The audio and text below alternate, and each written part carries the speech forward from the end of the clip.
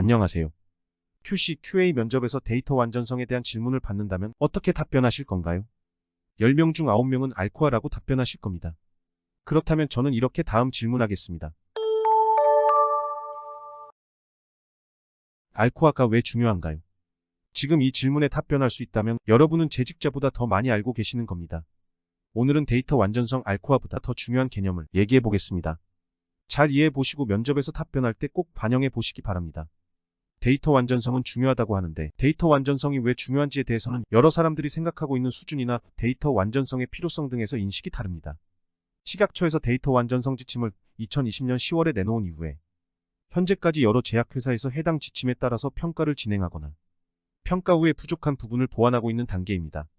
그런데 생각보다 지침에 명시된 체크리스트 자체에서 실제 현재 시스템으로 구현하기 어려운 항목들도 있고 또는 현재 인원 구성이나 조직으로 구현하기 힘든 부분도 있습니다.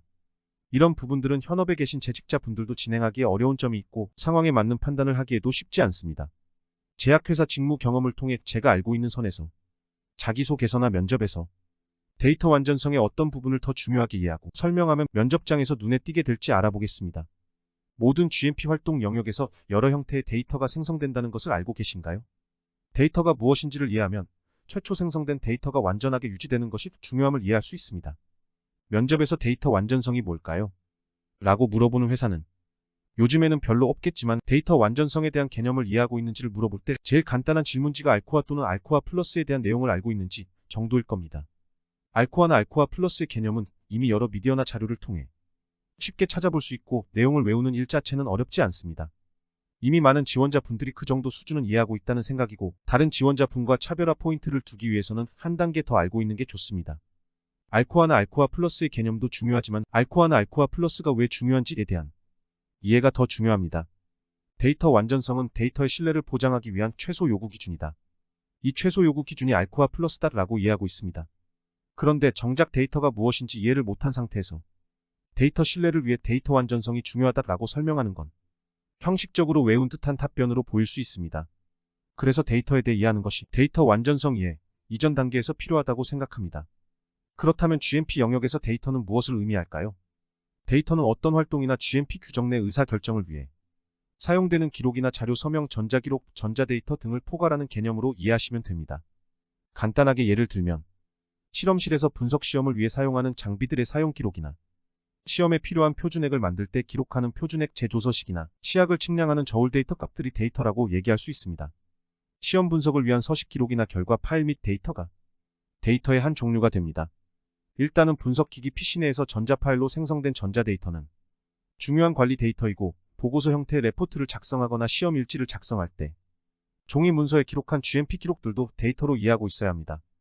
결과적으로는 GMP 데이터는 GMP 활동 과정 및 결과로 인해 생성된 종이 데이터와 전자데이터 형태를 모두 포함하며 현재도 여러 제약회사에서는 전자데이터 관리보다는 종이 데이터에 치중된 관리 절차 운영을 하고 있습니다.